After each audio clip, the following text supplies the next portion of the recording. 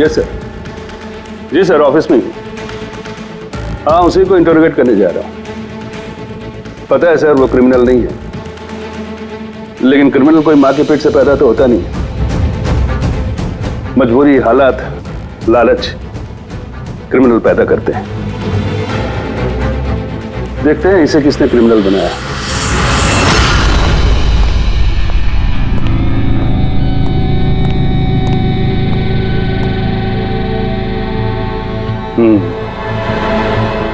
अब ये case CID नहीं, क्राइम ब्रांच को सौंप दिया गया है।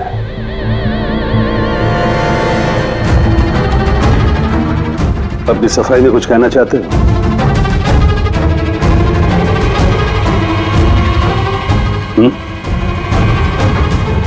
मैं deputy commissioner of police Rajiv, बहुत सुना है तुम्हारे बारे में, लेकिन कभी सोचा नहीं था इस हालत में मुलाकात होगी। मैंने भी बहुत सुना आपके बारे में सर। सुना है काफी सख्त ऑफिसर हैं आप। फिर तो तुम समझ गए होगे, थोड़ी सी भी ढील मैं तुम्हें दूंगा नहीं। कानून सबके लिए बराबर होता है सर। अगर मैंने गुनाह किया है तो सजा का उतना ही हकदार हूं जितना कि कोई आम मुजरिम। विक्रांत को क्यों मारा तुमने? उसे मारने की कोई वजह नहीं थी मेरे पास। अच्छा, तो फिर गोली क्यों चले? पता नहीं, बस चल गई। चल गई? चल गई मतलब? ट्रिगर पे उंगली रख के ट्रिगर दबाया था ना तुमने? मैं सिर्फ उसको डरा रहा था। डरा रहे थे, लेकिन तुम वहां करने क्या गए थे? पुलिस उसे कोर्ट ले जा रही थी ना?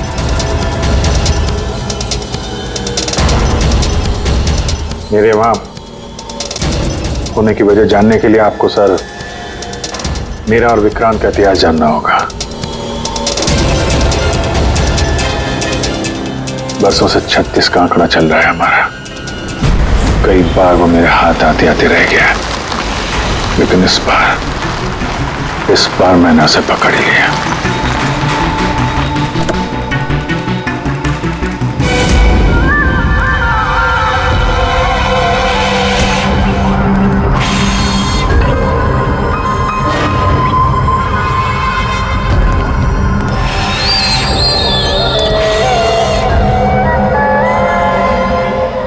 माल लाया? जी, आपने जितना बोला था उतना है।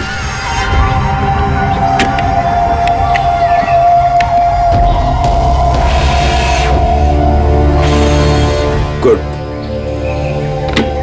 अगला कंसाइनमेंट अगले महीने की 5 तारीख को। जी। पैसे? गाड़ी में।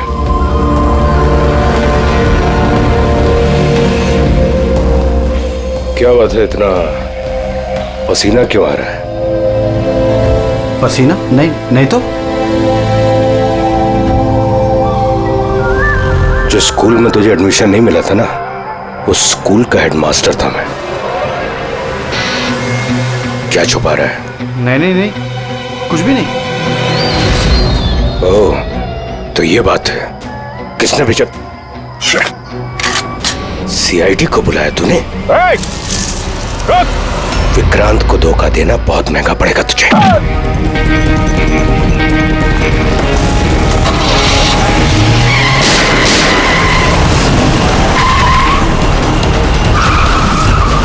और इस तरह इस बार तुम उस तक पहुंच ही गए।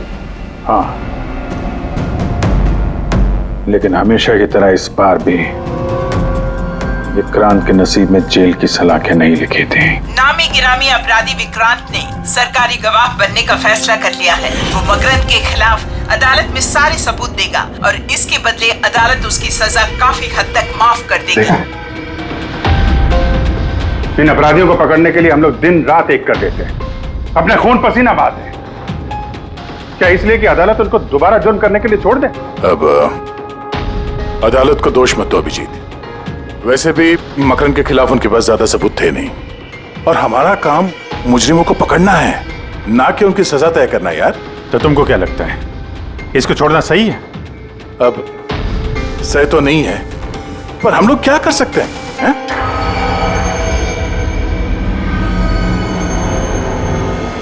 कर सकते हैं दया, बहुत कुछ कर सकते हैं। बहुत बड़े बड़े मुजरिम देखे हैं मैंने सर, पर ये विक्रांत कुछ अलग ही था। हर बार कुछ ना कुछ करके बच ही जाता। तो इस बार उसका बच निकलना तुम्हें मंजूर नहीं था, क्यों? यही बात है ना? ठीक समझा। इसलिए जब मुझे पता चला कि इस केस का इंचार्ज मेरा पुराना दोस्त मुरली है, तो विक्रांत से मिलना है मुझे। यार सिर्फ 10 मिनट। अभिजीत, तुम ये जानते हो कि ये मुमकिन नहीं है। This doesn't fit into any kind of protocol. मैं तुम्हें परमिशन नहीं दे सकता। परमिशन? वो आरती याद है तुम्हें? बीकॉम सेकेंड ईयर की स्टूडेंट, कैसे तड़पा तड़पा के मारा था उसने। किसने परमिशन दी थी उसे ऐसा करने के लिए? और वो 80 साल की बूढ़ी औरत जिसे आंख से दिखता नहीं था, उसके हाथ पांव काट दिए थे उसने। एक 8 साल के बच्चे तक को। अभिजीत, मैं उसकी पूरी केस हिस्ट्री को जानता हूं। फिर तुम ये भी जानते होगे किसी भी जेल में 15-20 दिन से ज्यादा नहीं टिकता ये विक्रांत। यार मेरा उससे मिलना बहुत जरूरी है। एक लड़की का किडनैप हो गया, पिछले 2 महीने से नहीं मिल रही है। सिर्फ विक्रांत जानता है कहां है वो। यह लड़की की जिंदगी का सवाल है, समझो यार, सिर्फ 10 मिनट। ठीक है, लेकिन सिर्फ और सिर्फ 10 मिनट। तो इस तरह तुम विक्रांत की वैन तक पहुंचे, लेकिन तुम्हें तो सिर्फ उस लड़की के बारे में जानना था ना? ये सब कैसे हो? ये सच है सर, मैं सिर्फ लड़की के बारे में जानने गया था। मगर 5 मिनट का टाइम दे रहा हूं, दिमाग पे जोर डाल ले और अच्छी तरीके से हिला ले। आरजू कहां है? आरजू? कौन सी आरजू? किसकी आरजू? मैं नहीं जानता किसी आरजू को। वही लड़की जिसे तूने किडनैप कर रखा है। ओह सॉरी, भूल गया था। कहां रखा है उसे? जानता है अभिजीत, पिछली बार भी मैंने एक लड़की को किडनैप किया था, फिर भूल गया था। फिर अचानक 2 महीने के बाद मुझे याद आया, तो फिर जाकर देखा कि उसकी लाश कुर्सी से बंधी हुई थी और उसकी लाश पर मक्खियां भिनभिना रही थी। और अब आरजू का भी वही हाल होने वाला है। ऐसा कुछ नहीं होगा।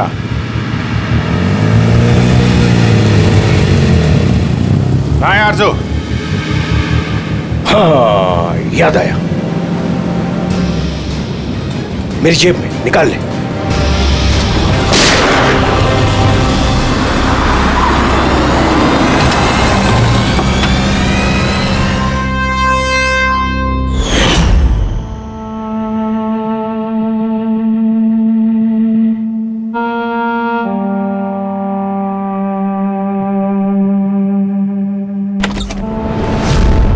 My God!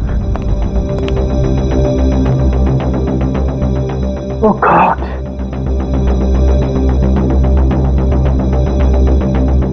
मुझे तुम जैसे जिम्मेदार ऑफिसर से ये उम्मीद नहीं थी मुरली। तुम्हारी निगरानी में ये हो कैसे गया? कैसे? हाउ? गलती मुरली की नहीं, मेरी है। ये सब मेरी वजह से हुआ है।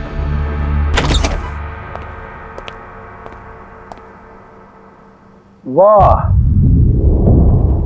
वाह, क्यों एसीपी साहब, बड़ा गर्व हो रहा होगा आपको। तो इतिहास में पहली बार किसी सीआईडी ऑफिसर के हाथों खून हुआ है, और वो भी एक सरकारी गवाह का।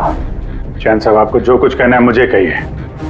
अपराध मैंने किया है। तुमसे नहीं, एसीपी प्रद्युमन से ही बात करूंगा, क्योंकि अगर सीआईडी की नाक कटती है तो फाइनली सारी जिम्मेदारी प्रद्युमन के कंधे पर ही आती है। इसलिए तुमसे ही बात करूंगा।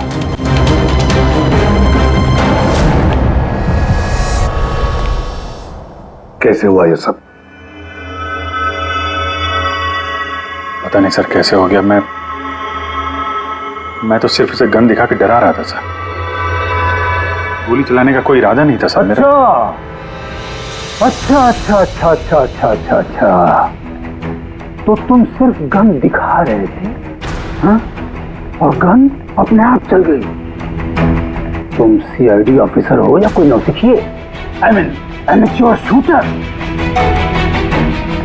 मैं पहला सवाल, तुम वहां गए क्यों थे?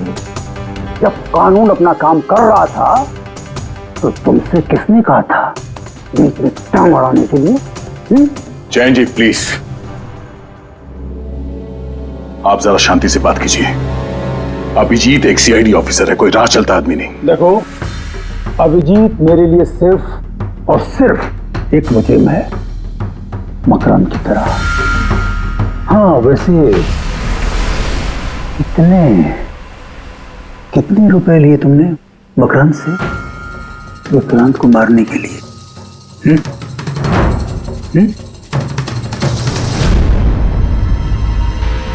अगर तुम एक वकील ना होते और मैं एक सीआईडी ऑफिसर नहीं होता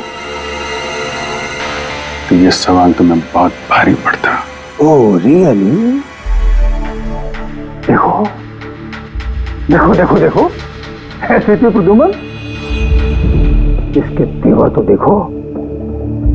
फोन करके बैठा है और मुझ जैसे लॉयर को, सीनियर लॉयर को धमकी दे रहा है। ऐसे चार्जेस लगाऊंगा सात जन्मों तक जेल में बैठ के सोओगे। ये चीज हो गए तुम वहां।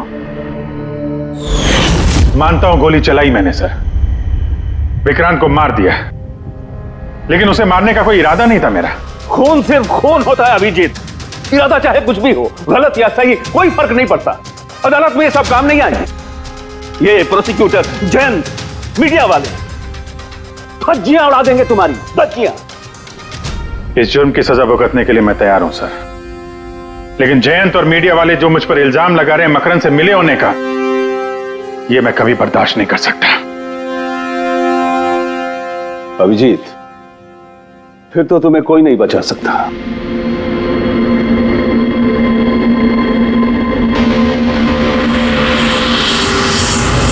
सारे सबूत और गवाह अभिजीत के खिलाफ है।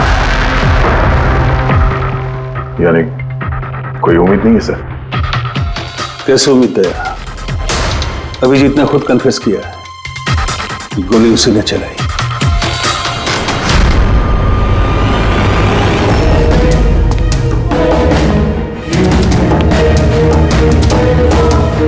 विक्रांत की मौत अभिजीत की गोली से नहीं हुई है बॉस। मतलब ये कि विक्रांत को गोली लगी है ठीक फेफड़ों के नीचे, और जब गोली फेफड़ों के नीचे लगती है तो इंसान की मौत होने में 20 से 30 मिनट लगते हैं, और विक्रांत की मौत तुरंत हो गई थी। एग्जैक्टली, इसीलिए मैं कहता हूं विक्रांत की मौत अभिजीत की गोली से नहीं हुई है, इसकी कोई और वजह है। और क्या वजह हो सकती है? उस वैन में ड्राइवर अभिजीत और विक्रांत के अलावा और कोई नहीं था। एक गोली चली है, वो भी अभिजीत के गन से। उस वक्त वैन के अंदर कोई और नहीं था, और वैन के बाहर तो कोई और हो सकता है।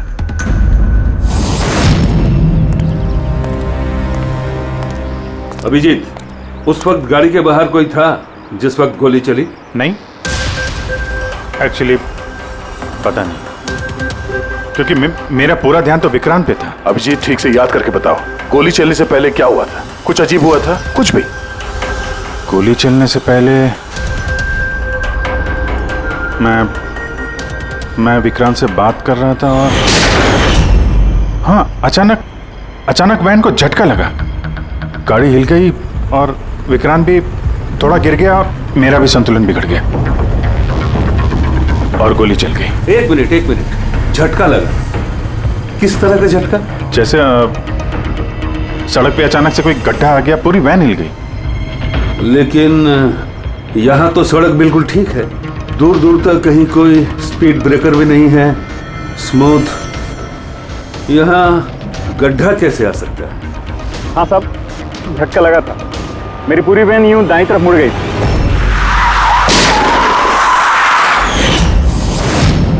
स्टीयरिंग खुद ब खुद घूम गया? हाँ साहब। ये कैसे हो सकता है? साहब ये तो मुझे भी पता नहीं चला कैसे हो गया। इससे पहले कि मैं वैन को संभाल पाता, पीछे से गोली चलने की आवाज आ गई।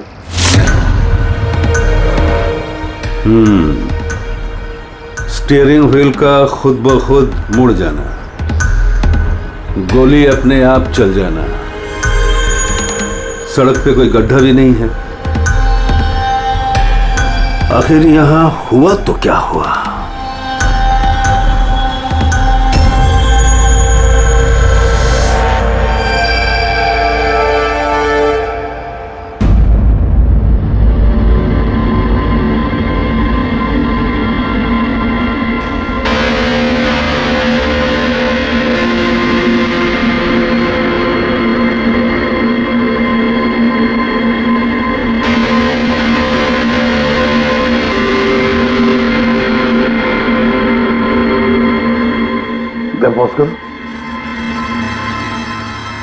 ये देखो, जब ये हादसा हुआ तो ये काली एसयूवी, ये काली गाड़ी उस वैन के बगल में से पास हुई। मतलब सर, विक्रांत का खूनी शायद इसी गाड़ी में? हाँ, हो सकता है। सर, ये गाड़ी कहीं रुकी नहीं सर, ये सीधे सीधे चली गई और दूसरी गोली की आवाज भी नहीं आई। और एक बात नोटिस की तुम लोगों ने, 11:17 पर वो काली गाड़ी पास हुई वैन के बगल से, और एग्जैक्टली 11:17 पर विक्रांत की घड़ी भी बंद हो गई। हाँ सर, अभिजीत की घड़ी भी 11:17 को ही बंद हुई थी। हाँ? ये दोनों घड़ियों का एक साथ बंद होना और इस कार का ठीक 11:17 पे वहां से गुजरना, ये संजोग नहीं हो सकता। बिल्कुल सर, बिल्कुल सही कहा आपने, ये कोई संयोग हो ही नहीं सकता। जरूर कोई ना कोई राज छुपा है उस काले रंग के एसयूवी में, जो अभिजीत की बेगुनाही साबित करेगा। तो यहाँ इस फुटेज में इस गाड़ी का नंबर तो दिख नहीं रहा है। इस जगह से 5 किलोमीटर दूर सर टोल नाका है, वहां के सीसीटीवी फुटेज से शायद इस कार की डिटेल मिल जाए। हाँ।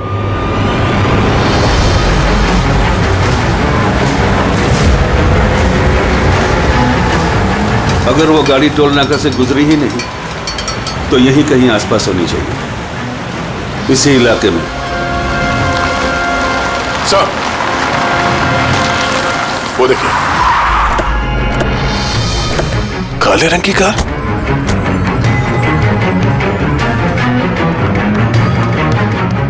Oh no. फ्रेडी, जरा आगे चेक करो।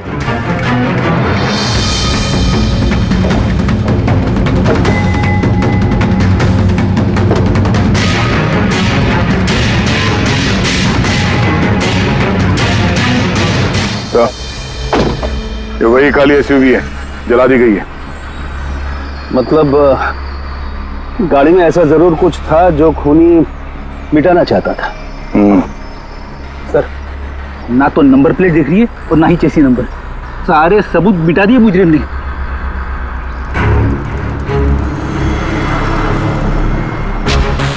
ओह, बड़े एक काम करो, जरा आसपास पूछताछ करो, देखो किसी ने यहाँ पे कुछ देखा है क्या।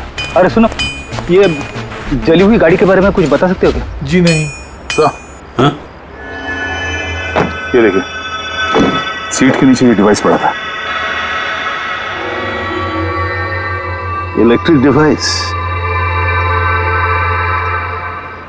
हाँ के क्या डिवाइस है, कुछ पता चला? हाँ बस, पता तो चल गया है, लेकिन इसे अच्छी तरह से समझाने के लिए मुझे एक डेमो देना पड़ेगा आप लोगों को। मान लीजिए कि ये विक्रांत है और हम इसे मारना चाहते हैं, लेकिन हम इसके करीब नहीं जा सकते हैं। तो फिर इसे कैसे मारा जाए? कैसे? डॉक्टर सालुंखे, हमें पता होता तो आपके पास क्यों आते? प्लीज आगे बताइए। हाँ, बताता हूं।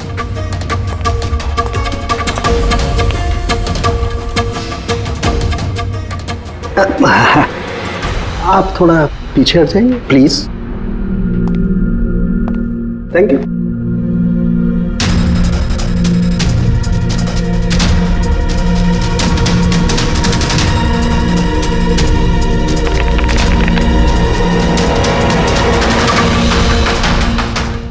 देखा आपने? बॉस, बिना नजदीक जाए इसे ऐसे मारा जा सकता है। ये आपने किया कैसे सर? क्योंकि जैसे ही हमें इस डिवाइस के बारे में पता चला, हमने विक्रांत के पुराने मेडिकल रिपोर्ट्स मंगवाए जेल में से। ये स्कैन 2 महीने पुराना है और ये वाला स्कैन ये हमने कल रात को लिया, उसके मरने के बाद।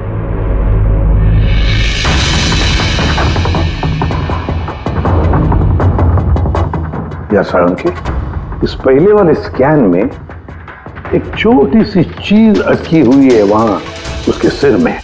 वही चीज इस 2 महीने बाद वाले स्कैन में शिफ्ट हुई है, हिल गई है, पीछे आ गई है। और ये छोटी सी चीज एक शार्पनेल है बॉस, यानी गोली का छोटा सा टुकड़ा। और फिर ये शार्पनेल वहां से इस तरफ शिफ्ट हो गया, जिस वजह से विक्रांत की सबड्यूरल हेमेटोमा यानी ब्रेन ब्लीडिंग की वजह से मौत हो गई। पर ये शार्पनेल अपनी जगह से हिला कैसे? उसी डिवाइस की वजह से जो हमें जलती हुई गाड़ी में से मिला। तो गोलियों के टुकड़े को हिलाने का डिवाइस ही है? सिर्फ गोलियां नहीं दया, इसने और भी बहुत सारी चीजें हिलाई, जैसे कि विक्रांत के हाथों की हथकड़ी, पुलिस वैन का स्टीयरिंग व्हील, दोनों की हाथ की घड़ी के कांटे, यहां तक कि अभिजीत की गन भी। मतलब लोहे की चीजें, तो जितनी भी लोहे की चीजें हैं वो हिल गई उस डिवाइस की वजह से। Exactly boss. और लोहे का सबसे बड़ा आशिक है मैग्नेट, चुंबक। बॉस, ये है वो चुंबक जिसके जरिए मैंने इसे उड़ाया। यानी उस काली वैन में भी एक ताकतवर लौ चुंबक था, जिसकी वजह से पूरी की पूरी वैन दाईं तरफ चली गई और अभिजीत की मेटल की गन वो भी अपने आप चल गई। हाँ, और विक्रांत के सिर में जो अटका हुआ शार्पनेल का टुकड़ा है वो भी शिफ्ट हुआ। सर, इतनी प्लानिंग के साथ तो वही मार सकता है जिसे शार्पनेल के बारे में पहले से पता था, उसका कोई करीबी। मकरंद। मकरंद मतलब अभिजीत सर बेगुनाह? No, not at all.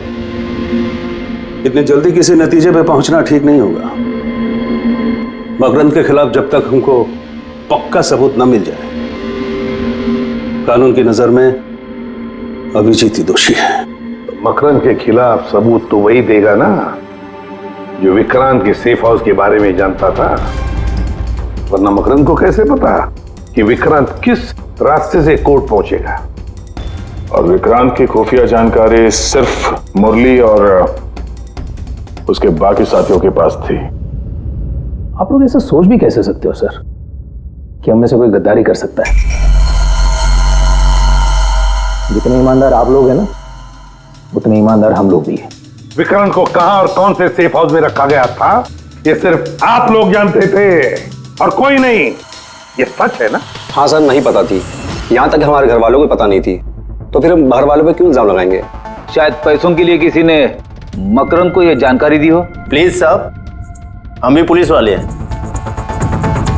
जान की बाजी हम भी लगाते हैं। आप इस तरह इंफॉर्मेशन कहीं ना कहीं से तो लीक हुई है मुरली। हाँ सर, एक्चुअली मैं भी वही सोच रहा हूँ, क्योंकि सेफ हाउस में 24 घंटे सीसीटीवी कैमरे लगे हुए थे, तो अगर भी कोई बाहर वाला अंदर नहीं आ सकता। क्या कहा आपने? चाहकर भी कोई बाहर वाला अंदर नहीं आ सकता? हाँ सर। झूठ! बाहर वाला कोई भी अंदर नहीं आया था। हाँ? क्यों? I am sorry sir, actually Jain ji कभी कभी आते थे। कभी कभी जैन जी आते थे। Yes sir. और कभी कभी जैन जी किस लिए आते थे? क्योंकि जैन जी मकरंद को हर हालत में जेल तक पहुंचाना चाहते थे। अच्छा, कहीं ये जैन थी वो गद्दार तो नहीं है? वैसे भी कुछ ही दिनों में रिटायरमेंट होने वाला था, आखिरी केस था उनका। सोचा होगा संन्यास लेने से पहले थोड़े बहुत पैसे बना लो। सर, सर राकेश जयंत ने काफी पैसे बनाए। अभी 10 दिन पहले इसने पुणे में 10 करोड़ का फार्म हाउस खरीदा है। क्या? हाँ सर, ये रहे उस पार्टी के फोटोग्राफ।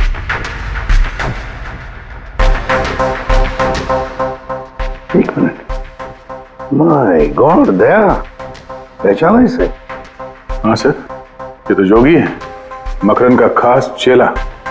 जोगी मकरंद का खास चेला, और वो भी जयंत की पार्टी में।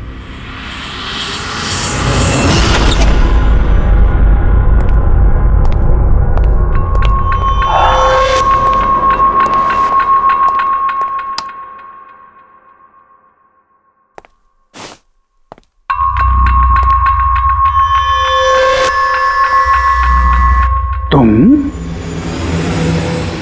यहां कैसे? और मेरे घर में घुसे कैसे? हाँ? मुजरिमों को उनके बिल से निकालने के लिए बिल के अंदर तो घुसना ही पड़ता है जैन साहब। मुजरिम मुजरिम मैं हूं या तुम? मैं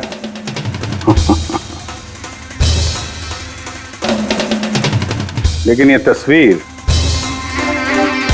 ये कुछ और ही कहानी कह रही है।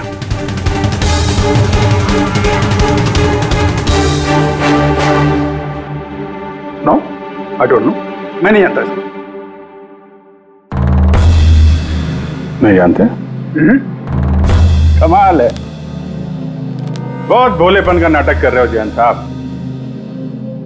मकरंद के पैसों से ये फार्म हाउस खरीद लिया और अब उसके चेले जोगी को पहचानने से भी इनकार कर रहे हो। What nonsense! कौन जोगी? कैसा जोगी? मैं किसी जोगी वोगी को नहीं जानता। अगर नहीं जानते तो ये जोगी तुम्हारी पार्टी में क्या कर रहा था? देखो, मेरी पार्टी में 400 से ज्यादा लोग आए थे। अब मैं हर एक को तो नहीं पहचानता ना। और रहा सवाल मेरे फार्म हाउस का, तो मेरी जिंदगी भर की खून पसीने की कमाई है, समझे? मकरंद की बात कर रहे हो ना तुम? वो देखो, उस केस में उसके खिलाफ सारे सबूत मौजूद हैं। विक्रांत ने मरने से पहले मुझे सारे सबूत सौंप दिए थे। मकरंद को तो मैं फांसी पर लटकाऊंगा और साथ में तुम्हें भी। लाइट हो क्या हुआ? स्विच तो ऑन है, हुआ क्या लाइट को?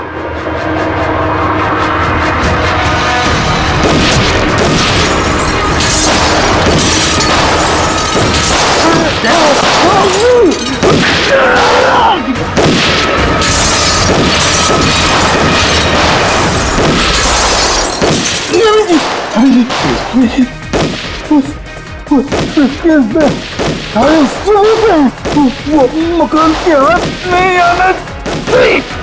जैन जी,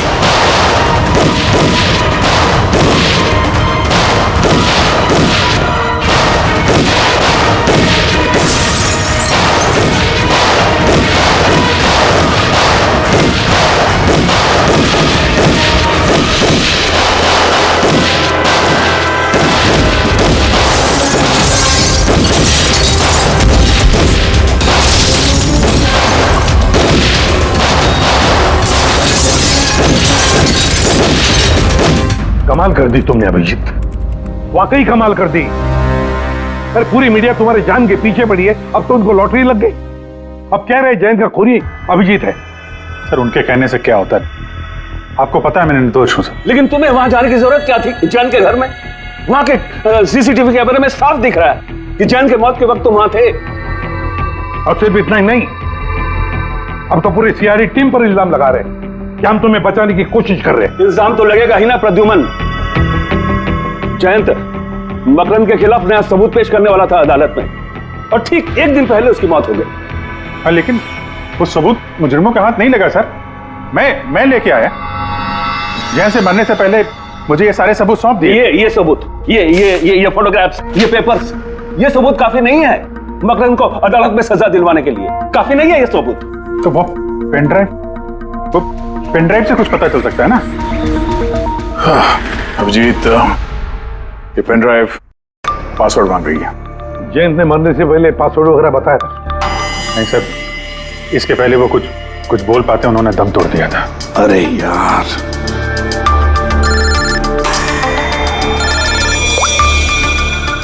हेलो, हाँ पूर्वी। अच्छा, ओके, ठीक है। चल, पता चल गया जोगी को जैन जी की पार्टी में कौन लेके गया था। कौन लेके गया था? खुद जैन जी की पीए सोनल।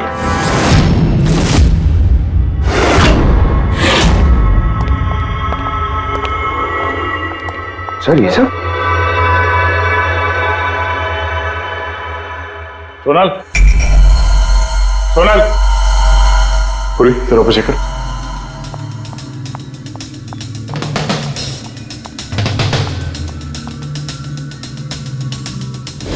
सोनल,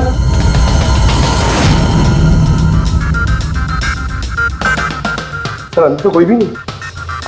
सर कोई नहीं होगा। सर तो सोनल गई कहाँ?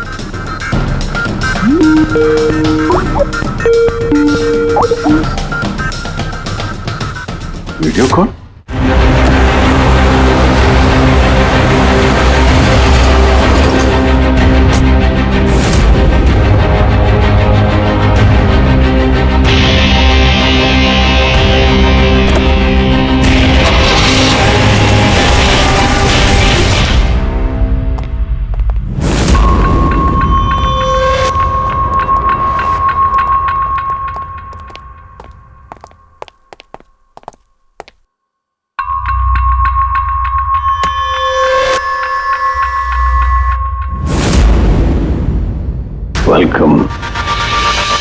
वेलकम अभिजीत।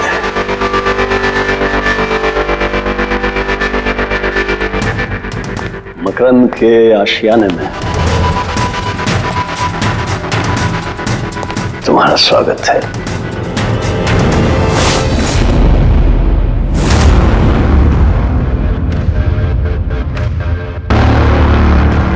सबूत इधर है बॉस।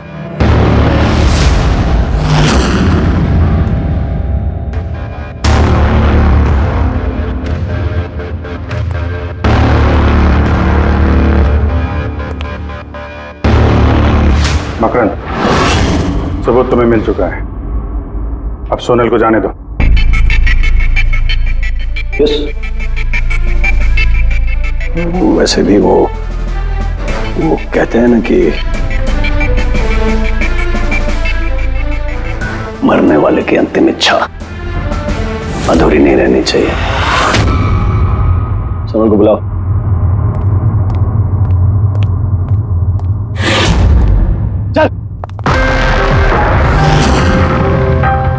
सर आप? सोनल तुम ठीक हो? हाँ सर मैं ठीक हूँ। तुम जाओ यहाँ से। लेकिन सर आप? मेरी चिंता मत करो, तुम निकलो, जाओ।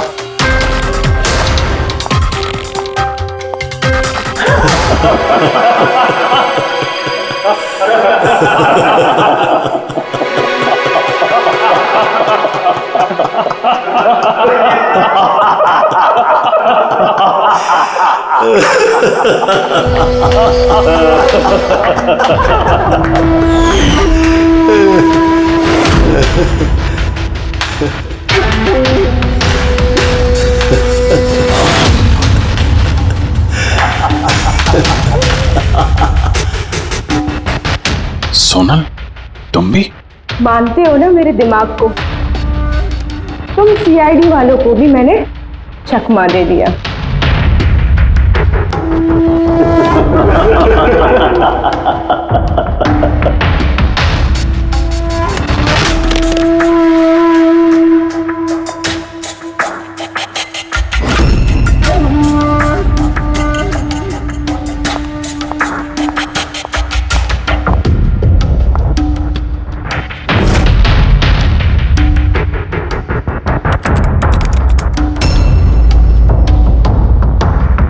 मुझे पता था जयंत यही पासवर्ड रखेगा। Makram will die. Now, stop conversation. Start the operation.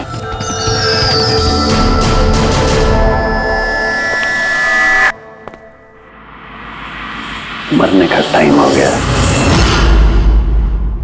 Time हो गया?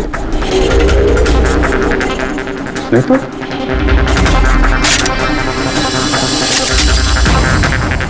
ओ मैग्नेट, तुम लोगों को क्या लगा चुंबक को हथियार बनाना सिर्फ तुम लोगों को आता है?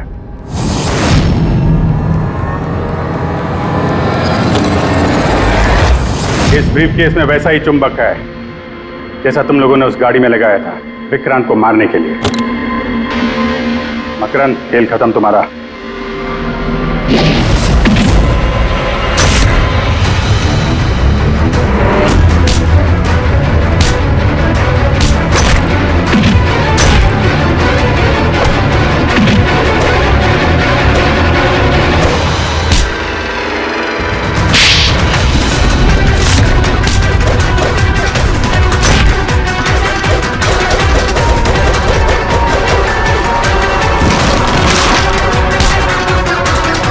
पैसों के लिए अपने बॉस को धोखा दिया? हाँ?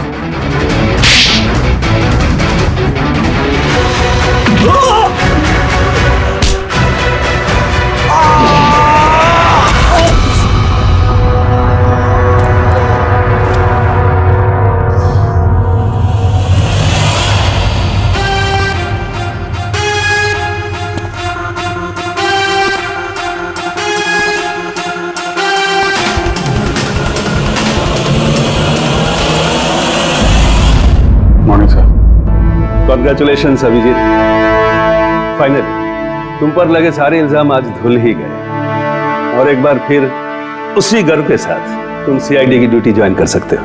Thank you sir. सर, हमने आरजू को बचा लिया है सर। मकरन के साथियों को पता था कि विक्रांत ने उन्हें कहाँ कैद करके रखा था, बस अब जयंत जी का सपना पूरा नहीं हो पाया मकरन को जेल भेजने का।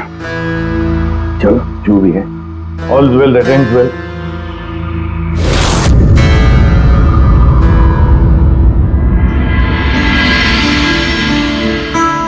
संभालो अपनी अमानत को।